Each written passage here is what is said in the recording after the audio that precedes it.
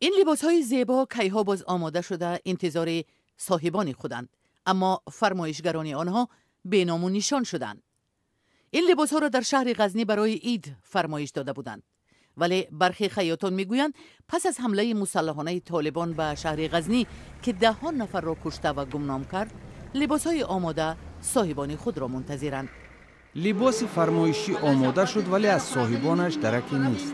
نمیدانم که زنده اند یا مرده. اینجا 80 جفت لباس آماده کرده. کوم جنگ چې دفتر نمخ کې تیر شو د کوم خلکو کالی چې نزد ما تقریبا 560 570 جفت لباس مانده است. جوړی کالی د موږ سره پاتې دي. خیاطان شهر میگویند بعضی ها اندازه لباس و شماره تلفنشان را گذاشته بودند، ولی حالا این تلفن ها خاموشند.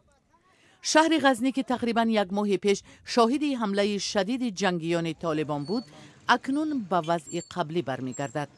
در نتیجه حمله به غزنی بعضی دکانها به کام آتش رفتند و تعداد زیاد مردم مجبور شدند از خانه های خود فرار کنند.